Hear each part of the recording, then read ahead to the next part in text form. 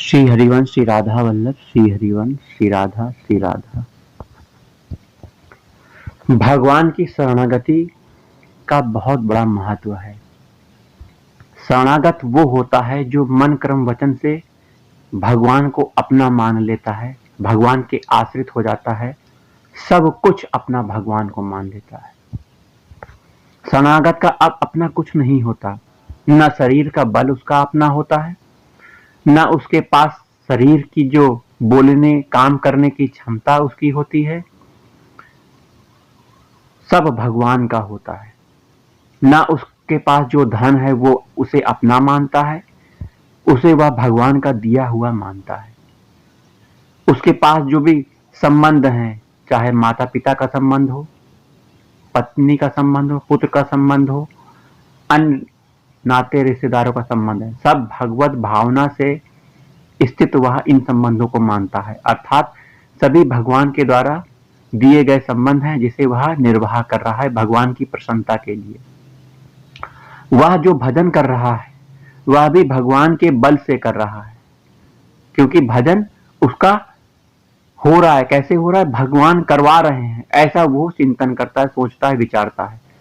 अपने बल से वह भजन नहीं कर रहा है, ऐसा वह सोचता है। वह कहता है कि ये जो भजन हो रहा है, भगवान का नाम जाप हो रहा है, सत्संग हो रहा है, ये सब भगवान की कृपा से हो रहा है, उनके बल से हो रहा है। उसके वचन यह होते हैं कि मैं तो अधम जीव हूं, कितने जन्मों से भोगों में विलासों में लगा हुआ था, लेकिन भगवान की अहेतु की कृपा से, भगवान की कृपा से मुझे सत्संग प्राप्त हुआ, गुरुदेव प्राप्त हुए, संत महात्मा धाम प्राप्त हुए और भगवान का नाम, भगवान का मंत्र प्राप्त हुआ। ये तो भगवान की अहेतु की कृपा है। तो ये सब लक्षण होते हैं एक शरणागत के, एक आश्रित के। आश्रित का अपना कुछ बल नहीं होता, उसकी कोई चाह नहीं होती कि भगवान से वह कोई चाह कर ले। संसार की वस्तु पदार्थ की बात छोड़ दीजिए, वह मोक्ष तक का को भी त्याग देता है, मोक्ष तक को भी त्याग देता है। स्वर्ग और ब्रह्मादि के पद की बातें छोड़ दीजिए, मोक्ष तक को वह त्याग देता है। क्यों?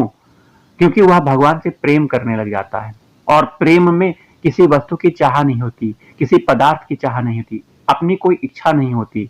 प्रेम में केवल सुख देना ही होता है, सेवा देना ही होता है, अपने प्रेमास्पद को सुखी देखकर ही अपना जीवन बिताना होता है।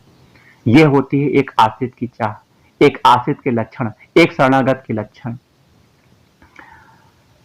वह बहुत बलशाली होता है, संसार में वह किसी से नहीं डरता, वह मृत्यु से भी नहीं डरता, जो भगवान के आश्रित शरणागत हो गया है।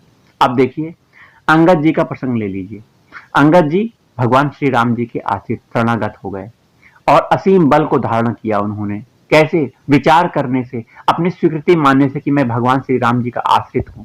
और रावण की सभा में अंगद जाते हैं और रावण से कहते हैं कि आपकी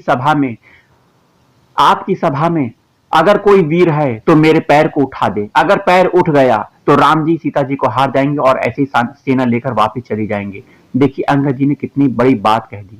थे तो वो अंगद जी एक बानर थे, बाली के पुत्र थे, कितना बल था उनका? कोई बल नहीं था, कोई बल नहीं था। और रावण की सभा में एक से एक सूरवीर, बहुत बलशाली, इंद्र तक को हरा देने वाले, और रावण स्वयं बहुत बलशाली, बहुत शक्तिशाली था। क्या बल में कोई कमी थी? बहुत ज्यादा बल था।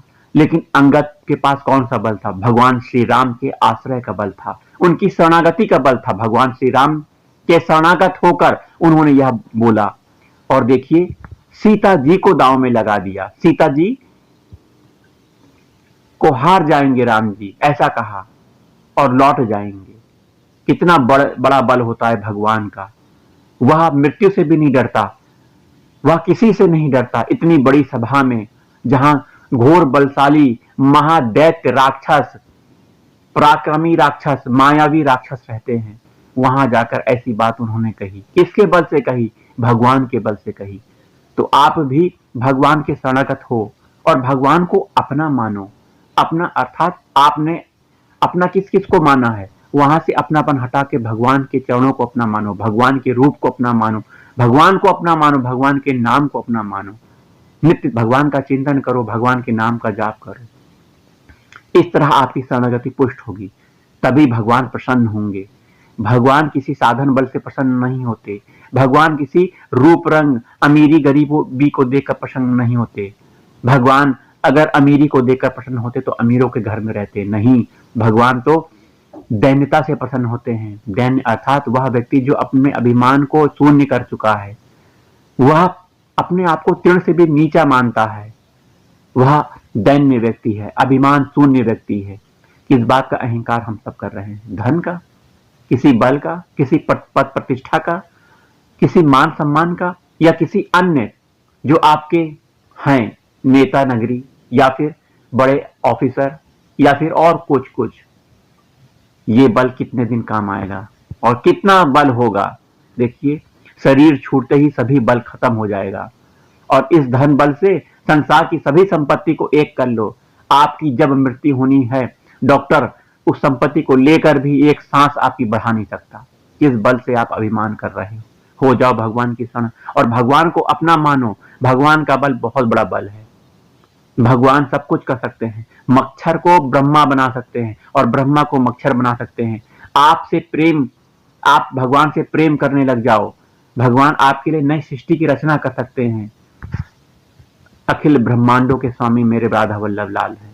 उनसे प्रेम करो, उनके चरणों से प्रेम करो, उनके नाम से प्रेम करो, उनके संत महात्मा से प्रेम करो, धाम से प्रेम करो। किस बात का अभिमान कर रहे हो? छोड़ दो इस अभिमान को, हो जाओ भगवान के शरणागत, मान जाओ बात। इस जीवन में भगवत प्राप्ति के लक्ष्य को दृढ़ करो और भगवान की प्राप्ति के मार्ग में चल पड़ो। भगवान की प्राप्ति किए बिना मत रुको, क्योंकि असीम आनंद भगवान में ही है, संसार में नहीं है। आप संसार में जो आनंद देख रहे हो कुछ समय के लिए है। यह सब आनंद, कोई भी आप सुख देख रहे हो, चाहे घूमने का सुख हो, कितने समय आपको घूमने में मजा आ रहा है? आप अपने मन को ही तो अच्छा कर रहे हो कि यहाँ घूमने से, यह खाने से, यह स्थिति पाने से हमें सुख मिलेगा। यह मन की स्थिति है। वास्तव में मन कहीं सुख नहीं पाता है, संसार में ढूंढता रहता है सुख, हमेशा से ढूंढता आया है। लेकिन मन की वास्तविक सुख का स्थान मन कहाँ सुख पाता है? ये भगवान के चरणों में ही है। अगर भगवान के चरणों में आपका मन लग गया भगवान के चरणों में मन, तो वो मन कहीं फिर नहीं जाएगा, क्योंकि आनंद वहीं से प्राप्त होना है। जब आनंद का चस्का लगने लग जाएगा, सुख का चस्का लगने लग जाएगा भगवान के चरणों से, तो वह मन कहीं संसार में सुख नहीं देखेगा और फिर वह भगवान के चरणों में ही चिपक जाएगा।